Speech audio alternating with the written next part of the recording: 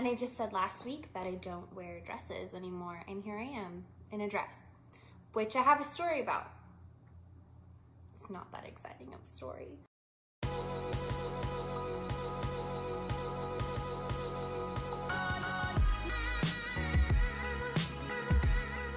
I put the baby down for his nap so I could get ready and film, and realized I had yet to change out of my lounge clothes into something a little more presentable. So this dress has been sitting on my form in my bedroom for a couple weeks now.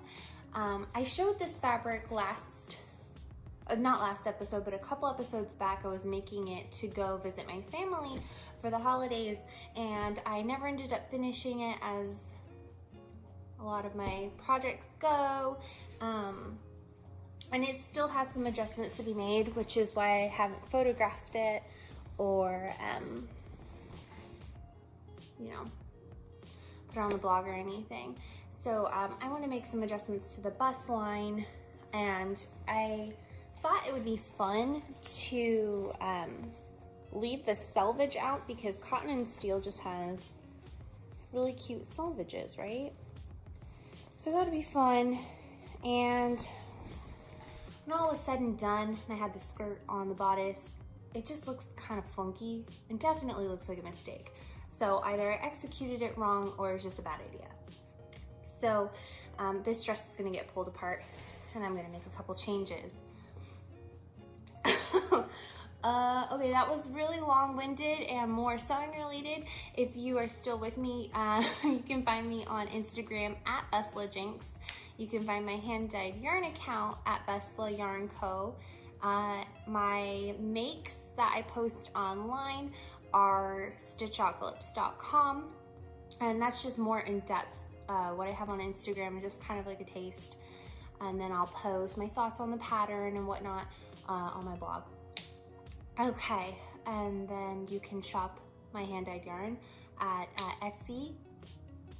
I don't know the URL, it's down below for you. Okay, and so going into sewing, I have my Gertie B blah blah blah blah on right now, which is getting a lot of attention online again because it's just a fun little summer dress and everybody's ready for summer. I keep being told the Midwest is constantly being hammered with snow, so I'm sorry about that. We're getting a lot of rain here, and as you can see, my light is either getting blown out or it looks really weird, so bear with me, I guess, on that note. So here's some sewing. This is gonna be adjusted. I wish it was a true FO, it's not. It's just all I had that wasn't lounge pants and an old t-shirt. So going into sewing, I'm still working on my Jane set muslin. This is proving to be difficult only because I did not buy, I feel like I did not buy the proper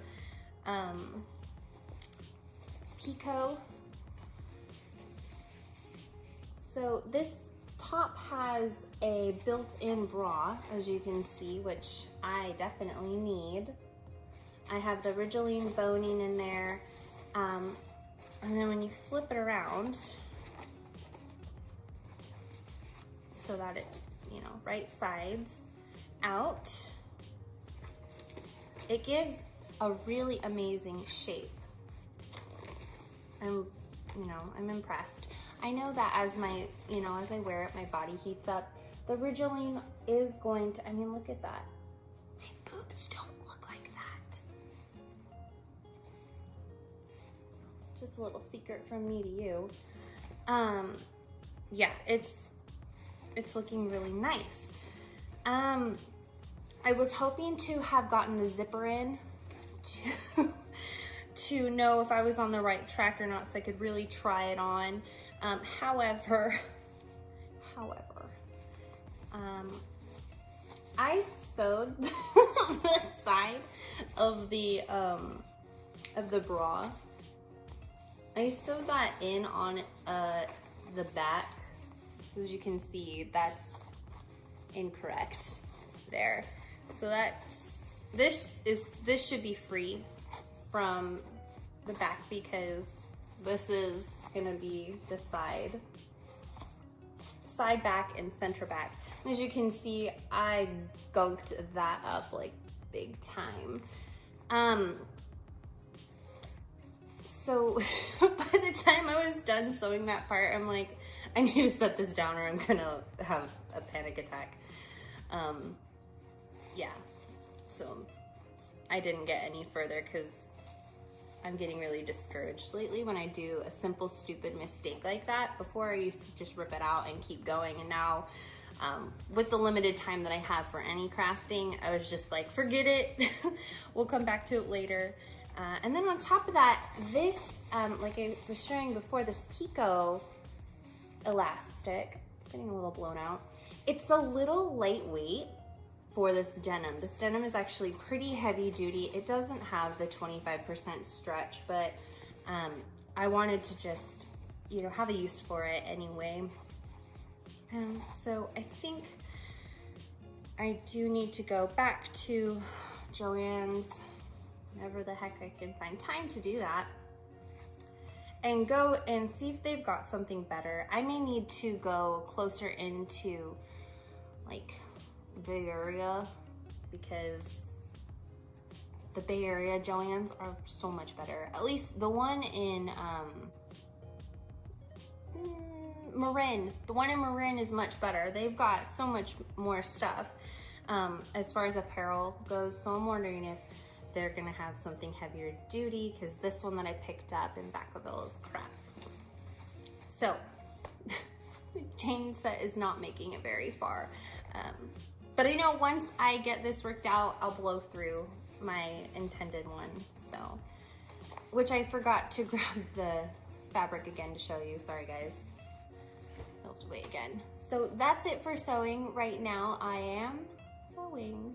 And I miss it, you know, like I was sitting there looking through Instagram as one does and seeing everybody else, not like everybody else, but you know, a lot of the sewists that I follow like making such great stuff and everyone's like jacked about it and so excited, and I miss having that same passion for sewing,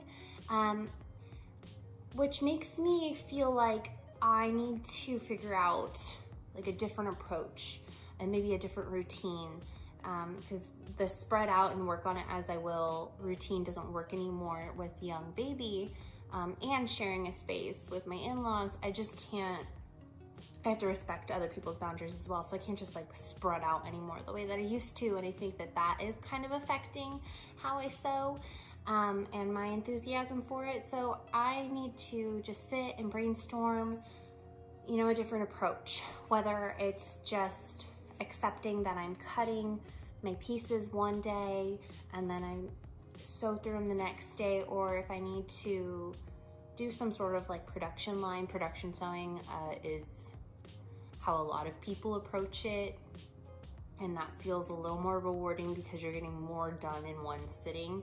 So I just need to sit down and really reevaluate it, is what I'm trying to say. I'm very long-winded if you hadn't picked that up yet.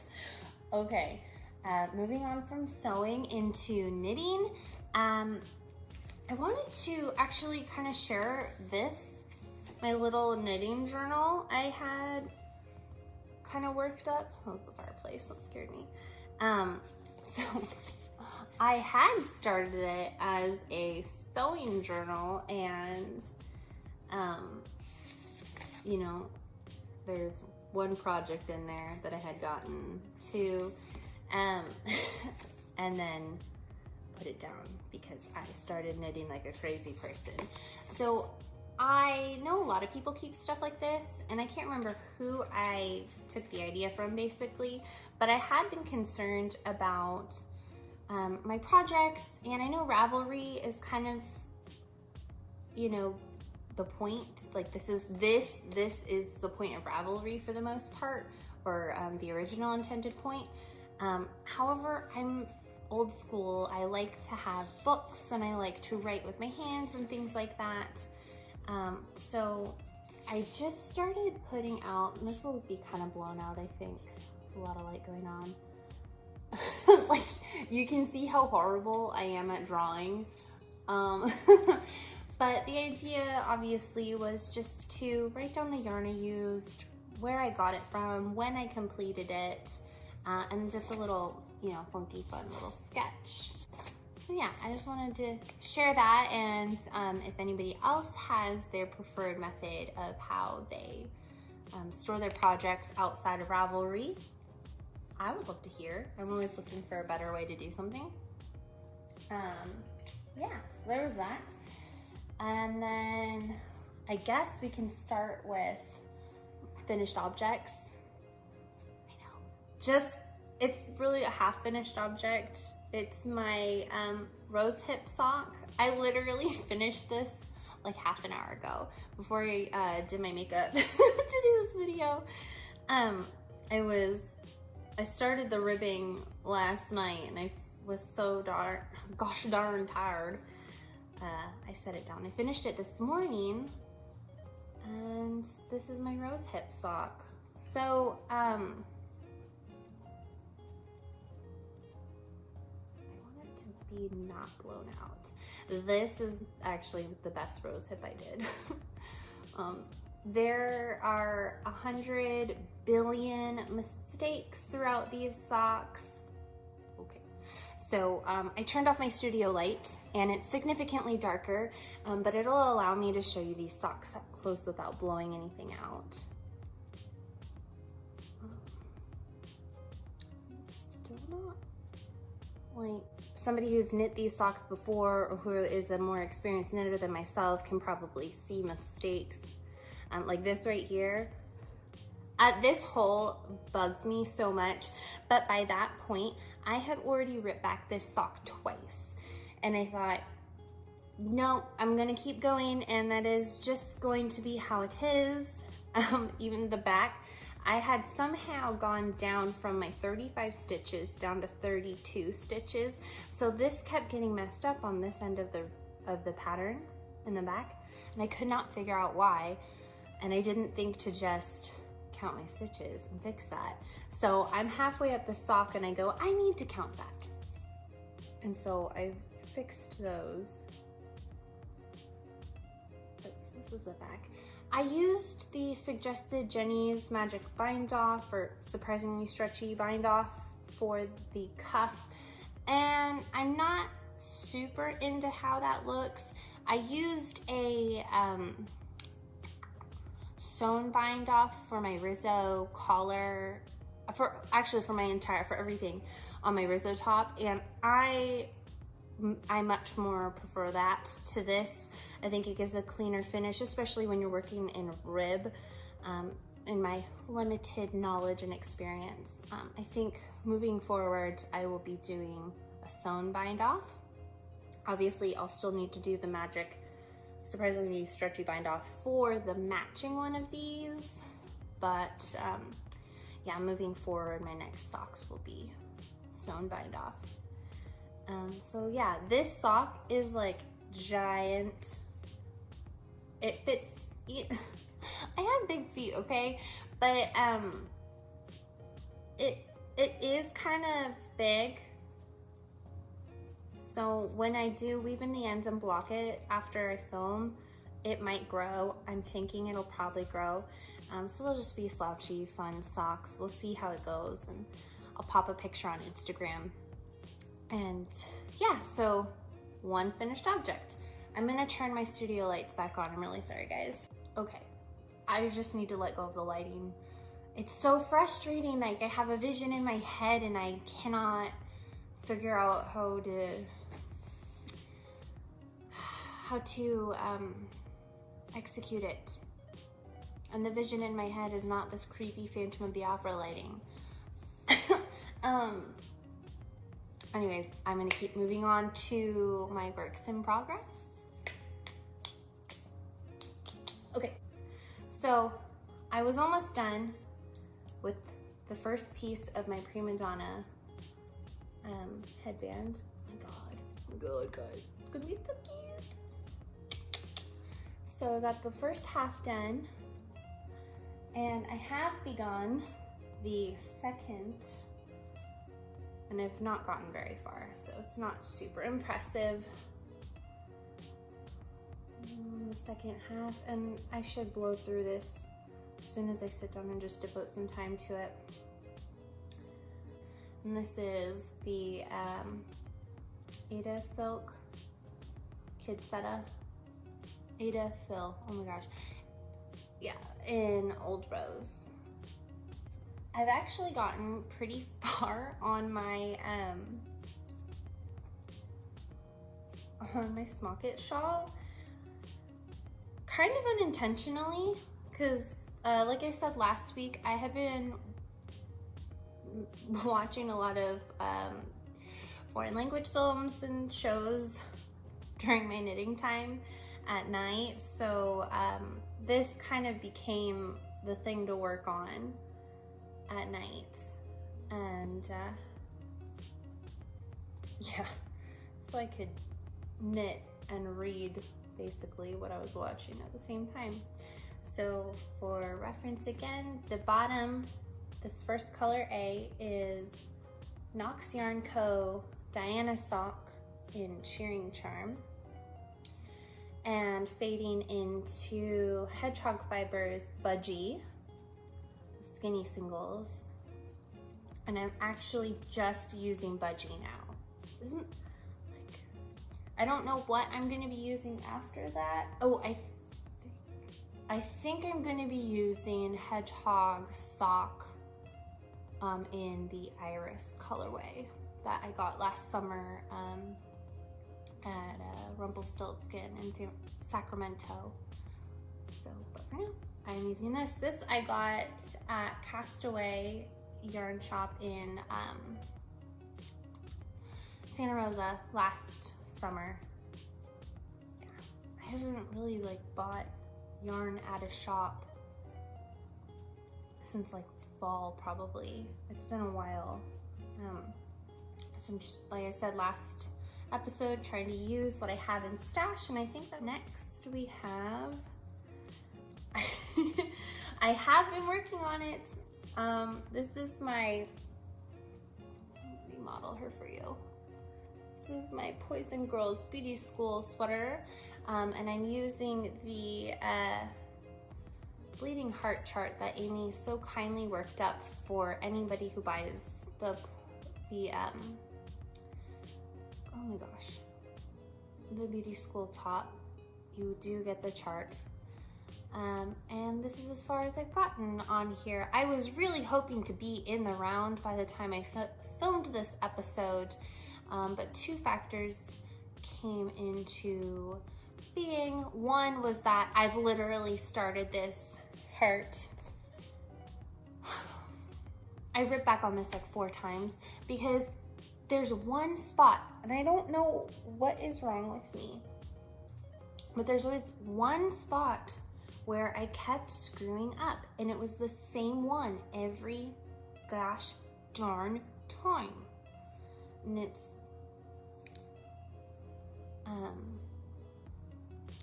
right in here. I kept going in with the teal one more stitch than I was supposed to, so it was this weird cut into the heart, and I would get 4 or 5 rows ahead of it before I noticed it, and then I have to rip all the way back. I don't know an easier way to fix my color work. I know you can go down, like put a stitch on hold and then rip down and crochet back up. I don't know if that is even possible when you're doing intarsia or color work in general. So, because on the other side, you can see you're carrying your yarn up to keep the work, like this heart, connected to the sweater over here. So when you're trying to rip back, this gets all tangled, and I'm sure somebody has figured out how to do it because people are amazing, and I think that knitting is amazing that we've just sat and figured out how to do this, and still new techniques come up. It's just mind-boggling. So point being, I haven't figured out a better way to do it. So here I am ripping back over and over again. I finally made it past the point that I kept screwing up at, and I think I have 6 more increases before I join under the arms in the round. So I do have a wee bit of a ways to go, just in terms of what I have time for and whether or not I mess up again. So, all right, so those are my works in progress for knitting. Going into BABBLE, before I go into BABBLE, I did want to share this yarn behind me. Okay, so Saturday, if you're on my Instagram and la-di-da, you will have seen that I was able to get some time dyeing between chasing my kid around in the garage and in the front yard and whatnot. That was really funny. So I'm really shocked that this yarn turned out to be something that I liked, because it did not have my full attention, is what I mean to say. This colorway is called Arcade Date. My husband helped me name it.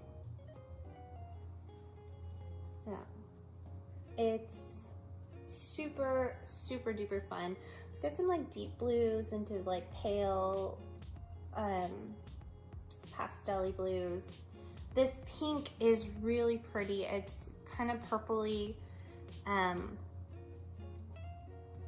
some speckles. There is lime green, and you can see it obviously on this one, but there's lime green on all of them. These were all dyed in the same pan, so they're all the same dye lot. This is the Luna sock base right here. So this is 100% superwash merino 4-ply. Seriously, I love this base. I love how this knits up. It's so plush. Yeah, I'm super happy with this one. I mean, I love all my bases, obviously, but this one, I don't think I could ever run out of this in the shop, because I love this one.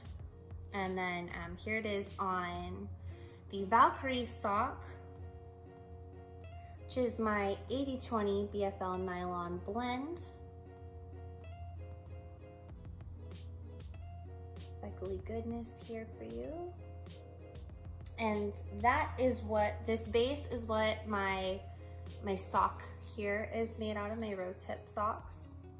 And this is the Maiden of Avalon colorway, which is not a lot more pink, but it is a bit more pink than it shows up on camera.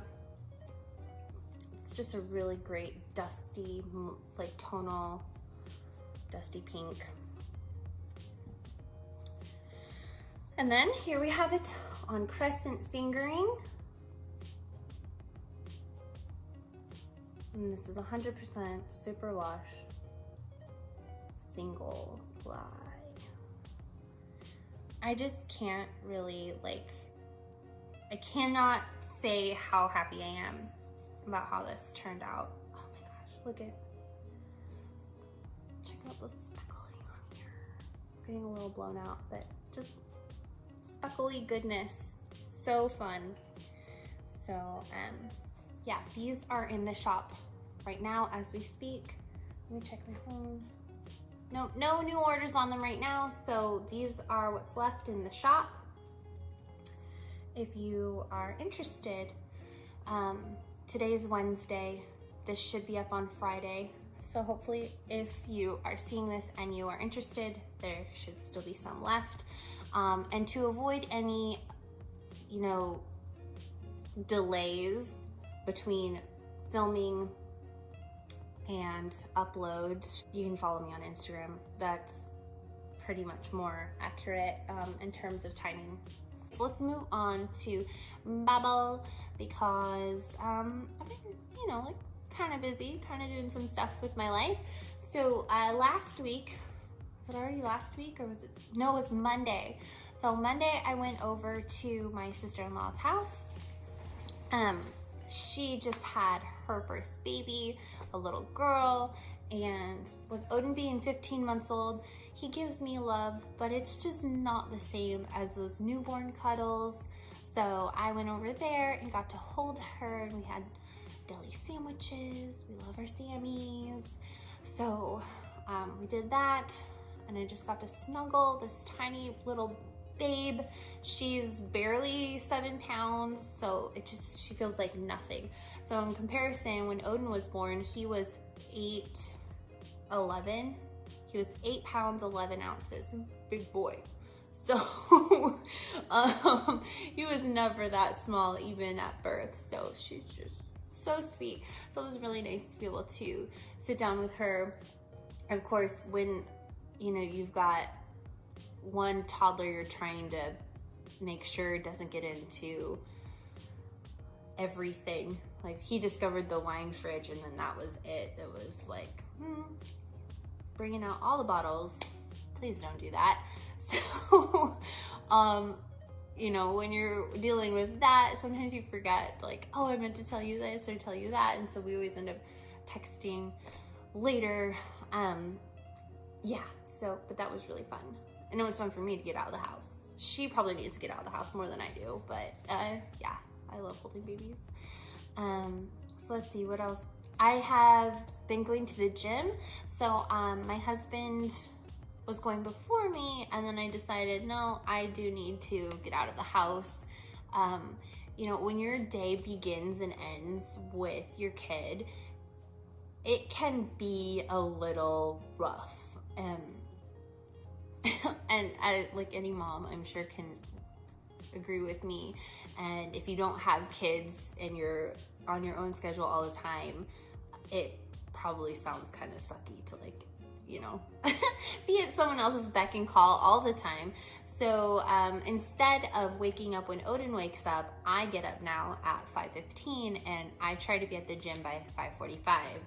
And that allows me to get a decent workout in and get home in time to breastfeed him when he wakes up at 7.